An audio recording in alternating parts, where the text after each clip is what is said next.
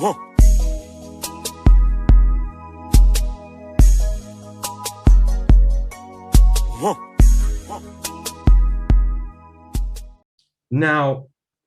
let's talk about the site importance. Now, the site importance here is determining the site importance on what basis exactly.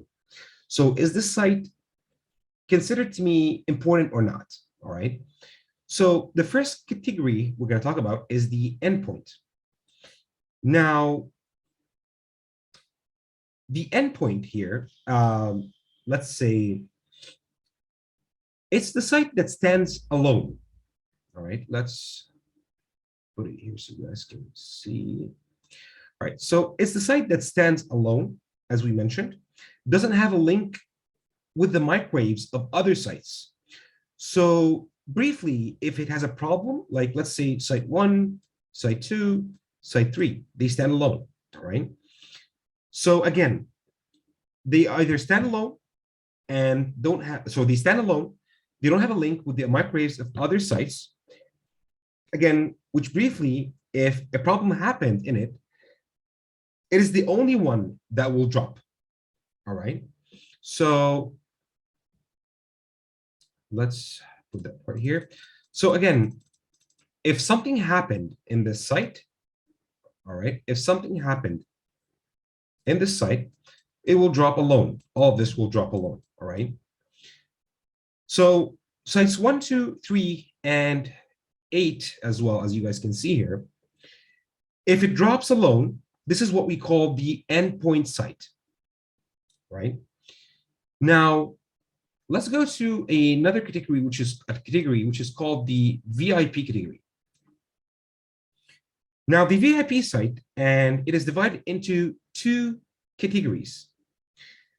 The first category is like site 4, which has only site 1 on it. And if site 4 drops, then site 1 will drop as well. All right. Same goes for site 5, you can see here. If site 5 drops, then site 2 drops as well.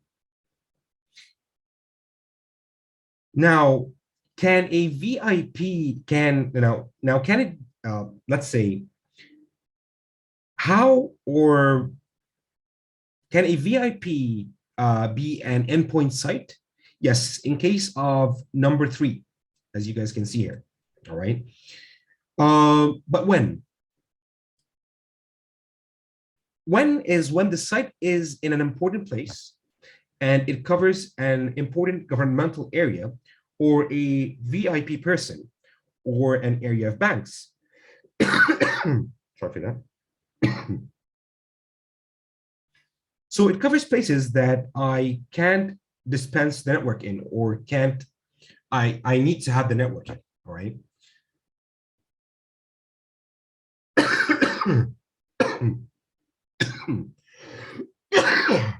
Sorry for that.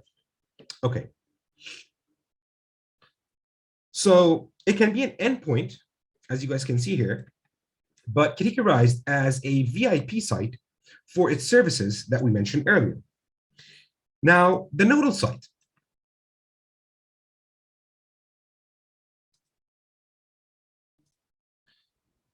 Now, again, as we mentioned, the Nodal Site, or so-called the hub, which is like site 6, for example.